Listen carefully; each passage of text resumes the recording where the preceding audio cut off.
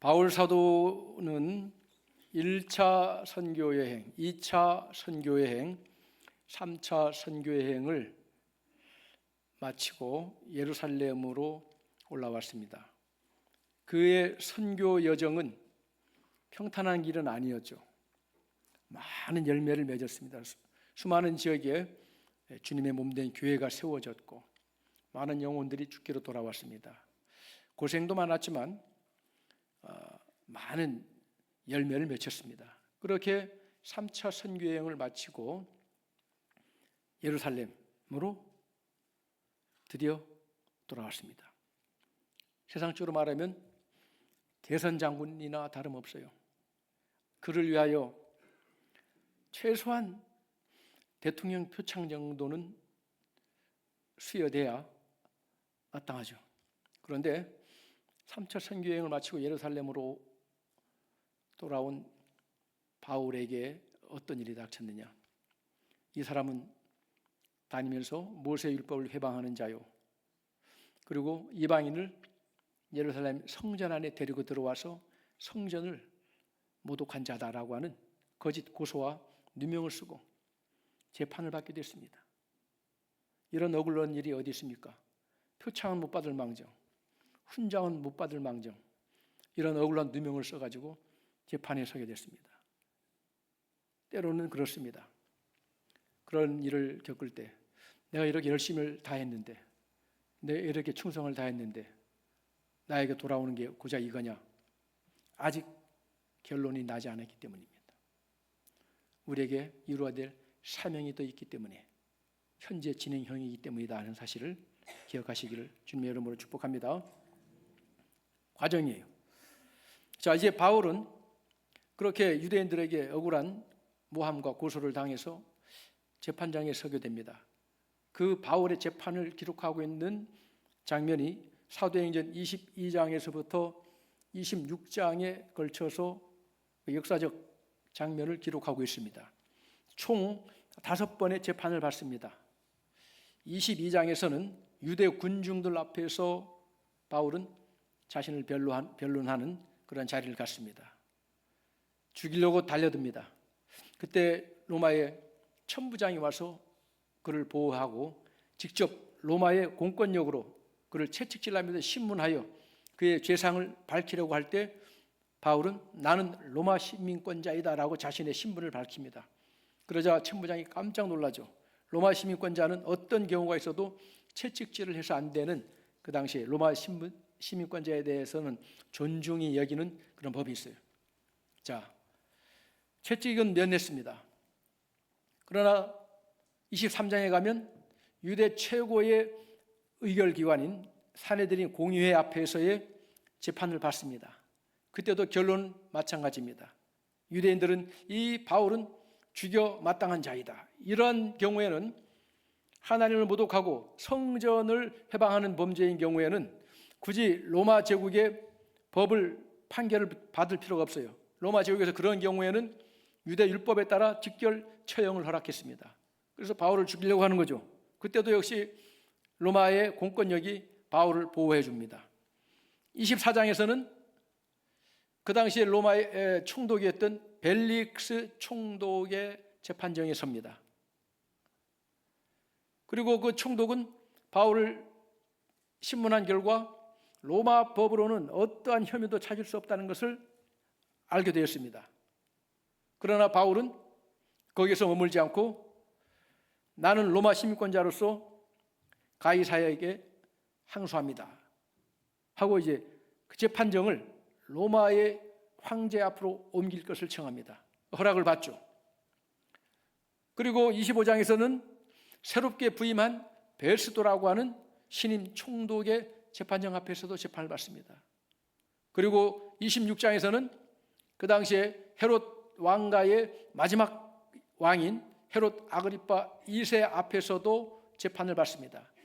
그 재판 결과 그 헤롯 아그리파 왕이 무엇이라고 판정하느냐 하면 26장 32절에 아그리파가 베스도 총독에게 이르되 이 사람이 만일 가이사에게 상소하지 아니하였더라면 석방될 수 있을 뻔하였다 하니라.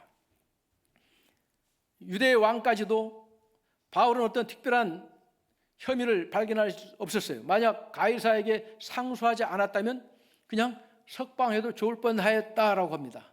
그러면 바울은 괜히 가이사에게 상소한 겁니까? 아니죠. 사명이 있기 때문인 것입니다. 이러한 총 5번에 걸친 재판과 그리고 재판 과정에서 자신을 변론할 수 있는 기회가 주어졌을 때 바울 사도는 단 한 번도 자신의 목숨을 구걸하는 그러한 자기 변론을 하지 않았습니다. 지금 유대인들은 죽이려고 하고 있어요. 유대 율법에 따라서 직결 처분을 하려고 하고 있습니다. 죽음이 바로 코앞에 있어요. 그러면 어떻게 하겠습니까? 나는 결코 죽을 만한 죄를 지은 일이 없습니다 하고 자기를 변론해야 되겠죠. 그런데 바울은 단 한 번도 자신의 목숨을 구걸하는 그러한 변론을 하지 않았고 모든 5번에 걸친 그 기회를 받았을 때마다 죽은 자 가운데서 다시 살아나신 예수 그리스도 복음만 증거했습니다. 할렐루야. 복음을 위해서라면 나는 죽는 것도 죽음도 불사하겠다는 그러한 사명자의 굳은 결의가 행동으로 나타나고 있는 것입니다. 이러한 바울을 어둠의 세력들은 그만 이제는 어쩔 수 없구나 놔둘까요? 아니죠. 더 거세게 달라붙습니다. 웬만하면 타협하고 웬만하면 그냥 못 이기는 척하고 순종하고 따라주는데 바울에 있어서는 이 예수가 그리스도요, 그는 죽은 자 가운데서 3일 만에 다시 살아나신 우리의 영원한 구세주이다 하는 이 복음 진리를 조금도 굽히지 않고 타협하지 않았던 거예요. 그런데 유대인들에게 있어서만큼은 예수가 십자가에 못 박혀 죽은 예수가 다시 살아났다는 사실, 또 그가 우리의 메시아가 된다는 사실은 결코 받아들일 수 없는 그런 거죠. 둘이 서로 마주치는 거죠. 심지어는 바울을 죽이기 위해서 먹지도 않고 마시지도 않겠다는 금식을 결의하면서 바울을 죽이겠다는 암살단원 40여 명의 암살단의 단원이 조직되기도 합니다. 자, 이러한 상황, 사방으로부터 우겨쌈을 당한 상황에서 바울은 로마 경비대 영내에 구금되어 있습니다. 그날 밤에 오늘 본문 11절에서 예수님께서 바울에게 나타나 말씀하십니다. 23장 11절 다 함께 읽겠습니다. 그날 밤에 주께서 바울 곁에 서서 이르시되 담대하라, 내가 예루살렘에서 나의 일을 증언한 것 같이 로마에서도 증언하여 하리라 하시니라. 이렇게 말씀하십니다.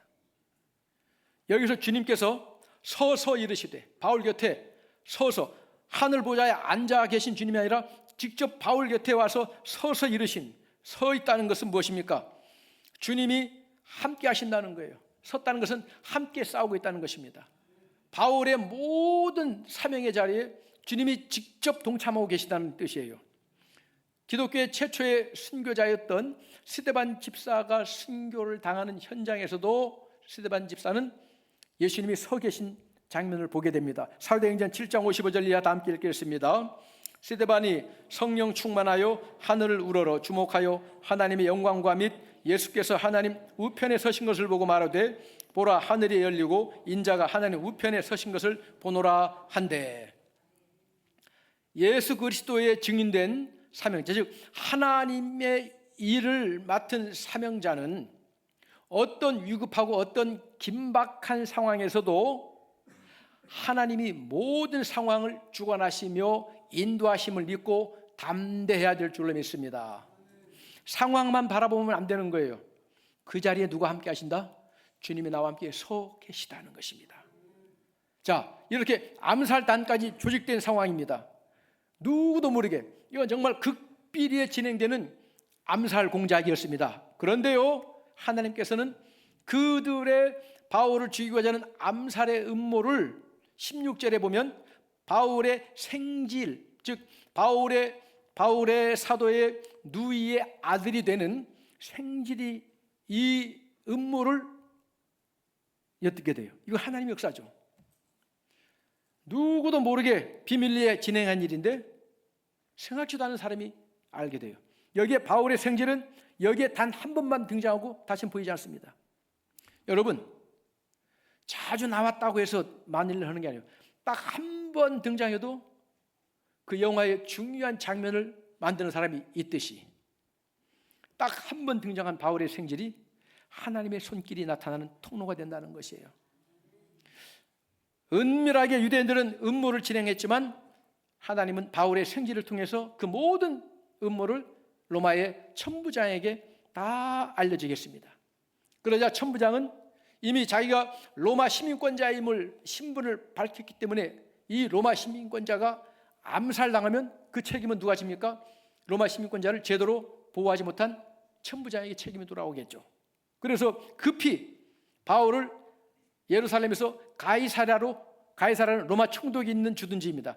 안전하게 호송하기 위해서 그 밤에 호송대를 준비하는데 보병 200명, 기병 70명, 그냥 말탄 기병 70명, 그리고 긴 창을 든 창병 200명, 도합 470명을 동원해가지고 이 470명은 그 당시에 유대에 큰 절기가 있으면 병력이 증파됩니다. 로마 군인들이. 그때 증파된 병력 총 인원이 약 1600명입니다. 1600명 중에서 470명이면 4분의 1이 더 되는 병력을 동원해가지고 누구를 지키기 위해서 바울 사도를 안전하게 예루살렘에서 총독이 있는 가이사라로 호송하기 위해서 출동시키는 거예요. 이건 마치 대통령 경호하듯이. 누가 하는 일입니까? 하나님이 하시는 일입니다.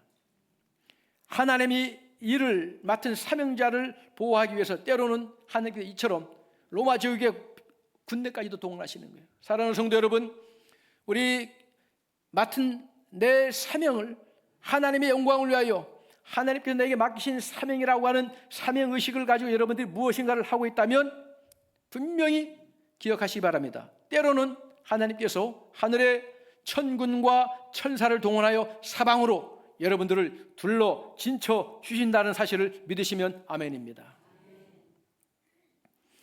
사명자는 그 하나님의 뜻, 사명을 이루기까지는 결코 죽지 않습니다. 죽을 것 같아도, 죽을 일이 쌓여도, 누군가 죽이겠다고 모의하고 작정을 해도 하나님께서는 그 사명자를 통하여 이루어야 될 하나님의 뜻이 남아있다면 결코 죽지 않게 하십니다. 그러므로 사명자에게는 모든 일이 하나님의 뜻을 이루는 수단이고 그리고 기회가 되는 거예요. 보세요. 하나님은 로마의 권력을 동원하십니다. 로마의 군대를 동원하십니다. 로마의 치안을 동원하십니다. 로마의 교통을 동원하십니다. 로마의 법을 동원하십니다. 심지어는 로마 감옥까지 이용하셔서 바울을 통하여 하나님의 뜻이 이루어지도록 예수 그리스도의 복음이 바울을 통하여 이방인들에게 땅까지 전파되는 그 사명을 이루도록 하나님은 모든 것을 총동원하여 역사하시는 우리는 보고 있는 것입니다. 바울은 지금 재판받고 있는 피의자예요. 구금 상태입니다. 자유가 박탈된 최악의 상태이지만 모든 그 조건들이 오히려 바울을 안전하게 보호하는 보호막이 된 거예요. 이거 역설적인 거 아닙니까? 가장 최악의 상황을 하나님은 바울을 보호하는 오히려 보호막으로 삼아버리시고 모든 것을 통하여 바울이 사명을 이루어가도록 하나님 함께 하시는 겁니다. 사랑하는 성도 여러분, 우리 모든 그리스도인들이 때로는 나의 생존을 위협하는 일들이 일어나더라도 두려워하지 마세요. 모든 상황은 하나님의 통제하에 있다는 사실을 기억하시면 아멘입니다. 우리는 결단코 단 한순간도 하나님의 관심 밖에 나가 있지 않습니다. 때로 나는 사명을 잊어버리고 엉뚱한 길로 갈지라도 하나님은 늘 우리를 바라보시고 함께 하시고 오늘 찬양 때 찬양 그대로예요. 주께서 이제 우리를 바라보시고 할렐루야. 모든 상황을 하나님이 통제하고 계시는 거예요. 로마서 8장 28절 다 함께 읽겠습니다. 우리가 알거니와 하나님을 사랑하는 자 곧 그의 뜻대로 부르심을 입은 자들에게는 모든 것이 합력하여 선을 이루느니라. 아멘입니까? 그래요. 성경의 인물들을 봐도 그렇습니다. 고향을 떠나 도망자처럼 외삼촌 댁을 향하던 야곱이, 그 머나먼 파란만장한 야곱의 그 여정, 끝내 그 길을 이룹니다. 그 야곱, 그 외롭고 처절했던 그 야곱에게 하나님은 어떻게 나타나셨습니까? 창세기 28장 13절 이하 다 함께 읽습니다. 본즉 여호와께서 그 위에 서서 이르시되 나는 여호와니 너희 조부 아브라함의 하나님이요 이삭의 하나님이라. 내가 누워있는 땅을 내가 너와 내 자손에게 주리니 내가 너와 함께 있어 내가 어디로 가든지 너를 지키며 너를 이끌어 이 땅으로 돌아가게 할지라. 내가 내게 허락한 것을 다 이루기까지 너를 떠나지 아니하리라 하시니라. 야곱이 수단과 방법이 좋아서 성공해서 돌아온 게 아니에요. 하나님이 함께 하시고 그를 떠나지 않으셨기 때문에 그의 인생을 성공으로 마무리 지을 수가 있었던 것입니다. 형님들에게 팔려가지고 애굽의 노예가 되어버린 소년이 있었습니다. 그런데 그 소년이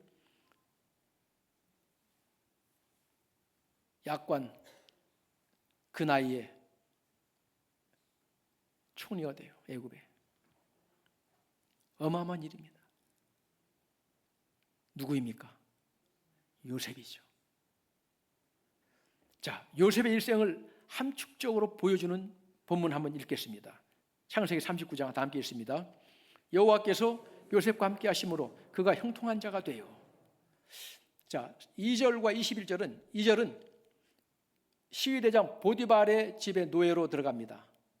그때도 하나님이 요셉과 함께 하셔서 그가 하는 모든 일이 형통한 자가 되어가지고 집안 모든 것을 관장하는 자가 돼요. 신분만 노예일 뿐이지. 그러다가 억울한 누명을 써가지고 감옥에 갇힙니다. 그런데 감옥 속에서도 여호와께서 요셉과 함께 하심으로 그가 하는 모든 일이 형통해서 감옥에서도 몸만 죄수일 뿐이지 사실상 모든 것을 충분하는 자가 돼요. 그러기 때문에 요셉은 형님들에게 팔려가는 그 상황에서도 여호와께서 나와 함께 하심을 알고 믿었기 때문에 요셉은 어떠한 범죄의 유혹 앞에서도, 심지어는 보디발의 아내가 요셉을 용모가 빼어나니까 유혹해서 한 번은 아예 작심하고 유혹할 때 요셉의 한 말이 그거예요. 내가 어찌 이 큰 악을 행하여 하나님께 죄를 지으리까. 만약 요셉이 하나님이 나와 함께 하신다는 것을 알지 못했다면 형님들에게 팔렸지 이런 억울한 일이 어디 있습니까? 인생을 막 살아버리겠죠. 그러나 하나님은 비록 형제는 너를 팔아먹었을지라도, 부모는 너를 정말 죽은 줄 알고 잊어버렸을지라도 너는 내 품 안에 있다. 내가 어떤 상황에 있어도 나는 너를 버리지 않는다. 나는 너를 떠나지 않는다. 안심하라. 내가 너와 함께합니다. 할렐루야. 그랬던 요셉은 어떤 상황에서도 하나님은 나와 함께 하시기 때문에 자신의 거룩한 자존감을 지킬 수가 있는 거예요. 사람이 자존감 무너지면 그때부터 막 살기 시작합니다. 뭐 이래 사나 저래 사나 나는 뭐 끝난 인생이니까 뭐 부모가 날 인정해줘, 우리 형제들이 날 알아줘, 아이고 나는 뭐 이래나 저래나 그냥 막 살아버릴 거야. 그런데요, 하나님이 나와 함께 하시면 무너지지 않습니다. 내가 어떤 사람인데 당신이 나를 어떻게 보든 나는 그게 연연하지 않습니다. 나는 하나님이 함께 하시는 사람이야. 이 사람아, 그런 제한 나 펴지 마. 할렐루야. 승리하는 거예요. 모세는 80이 되어서 40년 동안 망명자로 목동 생활을 할 때 80이 되어서야 하나님이 어느 날 부르셔가지고 너 출애굽의 지도자 되거라. 그러니까 아니 하나님, 제 꼴이 지금 이런 상황인데 어떻게 그 일을 감당합니까? 그러나 모세는 넉넉히 감당했습니다. 전에도 없었고 후에도 모세와 같은 지도자가 일어난 일이 없다고 하나님이 인정하시잖아요. 어떻게 그게 가능했을까요? 출애굽기 3장 11절 이하 다 함께 보십니다.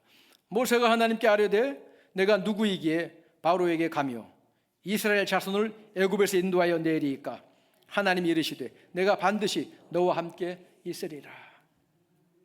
사람들이 볼 때는 아이고 이제 다 끝났다. 아이고 저 사람은 아이고 한때 한물 갔어. 이제는 끝났어. 안 끝났어요. 내가 반드시 너와 함께 있으리라. 혹시 아이고 나는 한물 갔다 생각되신 분 있습니까? 오늘 정신 차리세요. 크게 외칩니다. 나의 전성기는 아직 오지 않았다. 시작. 나의 전성기는 아직 오지 않았다. 왜? 하나님이 함께 하시니까. 살아있는 한은 여러분의 전성기는 아직 오지 않았어요. 힘차게 일어나기를 주님의 이름으로 축복합니다. 모세의 뒤를 이은 여호수아, 자기 앞에 큰 버팀목이 되어졌던 모세가 사라졌잖아요. 얼마나 두렵겠습니까? 그런 여호수아를 하나님은 요단강 건너 가나안 정복의 지도자로 부르셨어요. 어떻게 감당합니까? 그런데 모세의 뒤를 이은 여호수아는 그 일을 감당했습니다. 비결이 무엇입니까? 여호수아 1장 5절 다 함께 읽습니다. 내 평생에 너를 등이 대적할 자가 없으리니 내가 모세와 함께 있었던 것 같이 너와 함께 있을 것임이니라. 내가 너를 떠나지 아니하며 버리지 아니하리니. 아멘. 이야, 하나님이 함께 하시기만 하면 가능한 거예요. 모세는 그래도 과거에 애굽의 궁중에서 자랐고 최고의 문물을 배운 경력이라도 있지. 여호수아는 학벌도 없고 아무런 경력도 없어요. 아무것도 없어요. 그러나 하나님이 함께 하시니까 모세와 같은 역사를 이뤘다 이 말씀이에요. 나는 이것 때문에 안 돼, 저것 때문에 안 돼. 그거 다 십자가에 못 박아 버리세요. 진짜 큰 일은 하나님이 함께하는 사람이 통하여 이루신다는 사실을 믿으시면 아멘입니다. 사명을 주시면요, 너 능력껏 한번 해보거라. 그리고 하나님은 1, 2, 3등 줄 세우기 하시는 분이 아닙니다. 사명을 주신 하나님은 직접 함께 하셔서 그 사명의 길을 동행하신다는 사실을 믿으시면 아멘입니다. 이스라엘 민족의 사사시대의 그 최악의 영적 암흑기에서 왕정시대의 새로운 역사의 대전환을 이뤄낸 선지자 사무엘, 그 일을 어떻게 감당했습니까? 사무엘상 3장 19절 다 함께 읽습니다. 사무엘이 자라매 여호와께서 그와 함께 계셔서 그의 말이 하나도 땅에 떨어지지 않게 하시니. 비결 딴 데 있지 않습니다. 하나님이 함께 하셨기 때문이에요. 다윗이요, 어떻게 그 하나님의 마음에 합한 왕이 됐습니까? 다윗이 문무가 뛰어나기 때문에? 아니, 다윗이 뭐 일발백중 뭐 한 번 그냥 마치면 그대로 명중하는 이 명사수이기 때문에? 아니요. 지혜가 뛰어나기 때문에? 아니에요. 다윗이 역사의 무대에 등장하여 그 다윗이란 인물이 되는 그 장면을 보여줍니다. 사무엘상 17장 37절 다 함께 읽습니다. 다윗이 이르되 여호와께서 나를 사자의 발톱과 곰의 발톱에서 건져내셨은즉 나를 이 블레셋 사람의 손에서도 건져내시리이다. 사울이 다윗에게 이르되 가라, 여호와께서 너와 함께 계시기를 원하노라. 아멘. 여호와께서 함께 하셨기 때문이에요. 바벨론의 포로로 잡혀간 이스라엘 민족 다 끝났습니다. 역사에서 이스라엘이라는 나라는 지도에서 사라졌습니다. 끝났습니다. 심지어는 AD 70년에 로마 제국에서 예루살렘 성전이 무너지고 유대민족은 온 세상으로 뿔뿔이 흩어졌습니다. 말 그대로 디아스포라 유대인 흩날려 버렸습니다. 그러나 그들은 여전히 유대국가를 이루고 있고 지금도 세계에서 가장 영향력 있는 믿음의 민족으로서 영향을 발휘하고 있습니다. 왠 줄 아세요? 이사야 43장 1절 2절 다 함께 읽겠습니다. 너는 두려워하지 말라. 내가 너를 구속하였고 내가 너를 지명하여 불렀나니 너는 내 것이라. 내가 물 가운데로 지날 때에 내가 너와 함께 할 것이라. 강을 건널 때에 물이 너를 침몰하지 못할 것이며 내가 불 가운데로 지날 때에 타지도 아니할 것이요 불꽃이 너를 사르지도 못하리니. 아멘입니까? 그래요. 어떤 일을 당해도 저는 목회하면서요 2000년 1월 1일 뉴 밀레니엄, 세계적인 한 세기가 변화되는 새천년이잖아요. 말 그대로 2000년 1월 1일 불쌍한 개척교회 목사님 집 불났어요. 우리 집이 홀라당 불타버렸습니다. 그래가지고 2층 상가에 있는 개척교회 아동실 비슷한 방, 그 방에서 아이들을 자고 저는 하나님 앞에 죄인 된 심정이 돼가지고 그 엄동에 강대상에서 살고 남의 집 전세한 아파트 그거 다 변상하면서 만들어주고. 근데요, 우리 아이들 그때 참 행복했대요. 할렐루야. 성령 역사하시더라고요. 왠줄 아세요? 불 가운데 있을지라도 우리 가족 불에 안 타게 해주셨고, 외출한 상태에서 무슨 전기가 잘못되어 난 물이에요. 밤중에 났으면 누가 상했을 뻔한 건데 하나님 함께 하셨고, 그 불난 집이라고 옆 충무로 교회 침례교회에서 쌀람푸대 지원해주고, 그 교회 선교회 여성교회에서 봉투에 돈 10만 원 받아서 구제연금 해주고, 별의별 일을 다 겪었지만 하나님이 함께 하셨기 때문에 꿋꿋하게 그 자리를 지킬 수가 있었어요. 나아갈 수가 있었어요. 성도들은 그때 더 은혜 받았어요. 2000년 1월 1일부터 새천년 특별 새벽 기도회를 시작한 날입니다. 그날 아침에 기도를 그렇게 부르짖어 기도했는데 그날 오후에 우리 집에 불이 나버리더라고요. 그러나 하나님의 원망이 안 되는 거예요. 왜요? 이 모든 상황 속에서도 주님이 나와 함께 하심을 알기 때문에. 제가 그때 천안 역전 앞에 있는 서점에 가 있었을 때예요. 우리 집사람이 전화 왔어요. 서울에서 우리 동선의 가족들 놀러 온다고 오니까 시장 보러 갔다가 와서 보니까 온 소방차가 다 동원되어 있고, 어느 집이요? 보니 우리 집이요. 나한테 전화 온 거죠. 전화할 때 첫 음성, 나 뚜레 전화가 핸드폰 받으니까, 여보, 우리 집에 불 났어요. 딱 이렇게 하는 거예요. 딱 핸드폰 그냥 딱 덮고는 제가 이제 봉고차 타기 위해서 그 서점 빠져나가는데 제 입에서 제일 먼저 나온 말이 뭔지 아세요? 하나님 감사합니다. 그 의식적으로 한 게 아니라 나도 모르게 그 말이 나오더라고요. 누가 함께 하셨기 때문에? 주님이 나와 함께 하시기 때문에. 하나님 감사합니다. 그 작품이 오늘 여기 서 있는 겁니다. 그때 그 이웃교회 여성교회 회원님들이 와가지고 그중에 어느 권사님 한 분이 목사님 축복받으신 거예요. 아니, 불난 사람에게 축복받았대. 교회 불나면 더 잘 된대요. 잘 됐지. 그 하나님이 대전 그리스도교로 보내셔가지고 이 좋은 교회 만드는 일에 쓰임받게 하셨으니까 잘 됐지. 결론적으로 할렐루야. 한번 불맛 본 목사 한번 만나야 돼요. 불구덩이에서도 하나님의 보호하심을 체험한 사람들 고백하게 됩니다. 사나 죽으나 주 안에 있는 나에게 딴 근심이 있으랴. 할렐루야. 주 안에 있는 나에게. 예수님의 부활 승천하시면서 제 아들에게 약속하셨습니다. 마태복음 28장 20절 다 함께 읽습니다. 내가 너희에게 분부한 모든 것을 가르쳐 지키게 하라. 볼지어다 내가 세상 끝날까지 너희와 항상 함께 있으리라 하시니라. 아멘. 예수 그리스도는 히브리서 13장 8절에 어제나 오늘이나 영원토록 동일하시니라. 주님은 지금 우리와 함께 하십니다.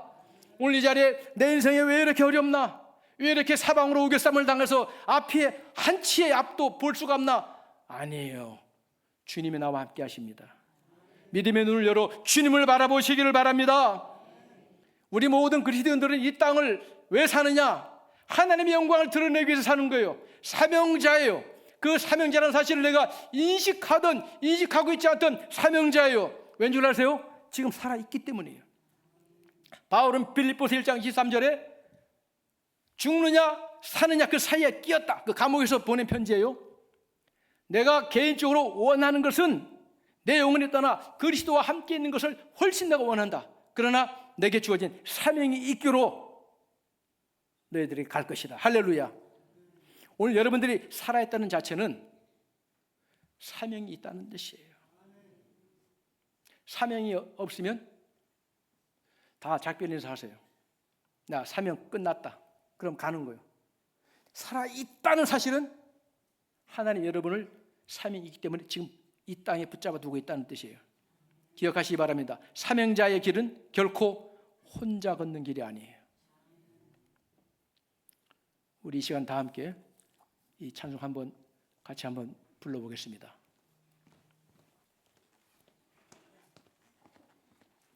혼자 있지 않구나. 나는 잊고 있었어도 주님은 나를 잊고 있지 않으시구나.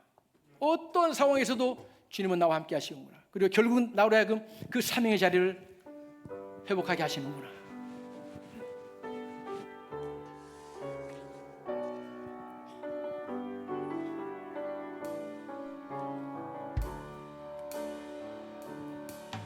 그대 폭풍 속을 걷고 있을 때 비바람을 마주해야 할 때 불빛조차 보이지 않아도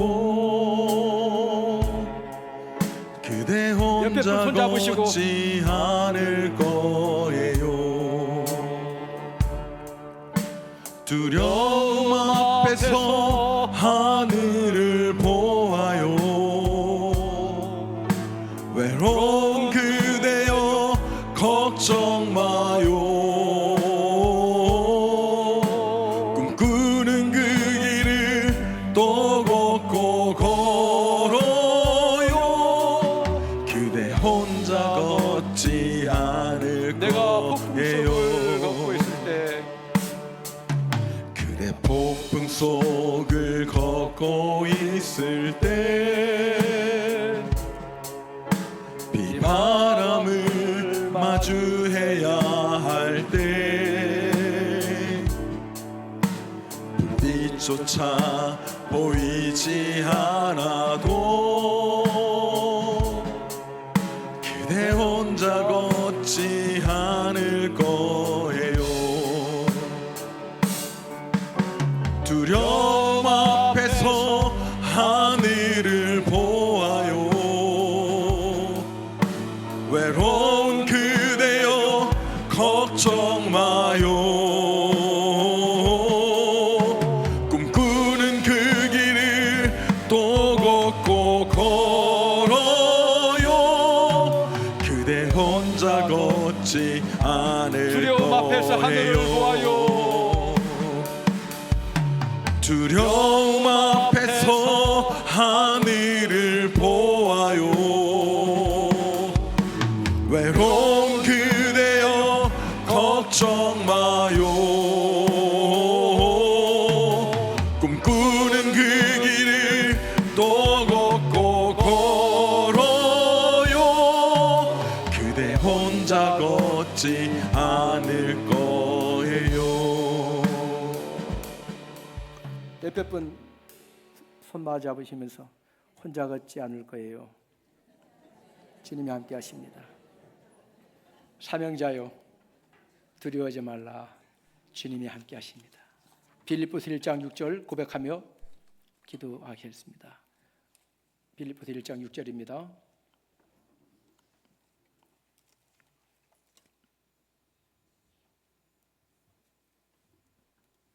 방송실에 감동에 빠져가지고 시작. 너희 안에서 착한 일을 시작하시니까 그리스도 예수의 날까지 이루실 줄을 우리는 확신하노라. 여러분의 인생 여러분께 아니에요. 주님이 책임지십니다. 주님의 명예를 위해서, 아버지 하나님의 명예를 위해서. 여러분 아직 안 끝났어요. 일어섭시다. 나아갑시다. 기도하겠습니다. 아버지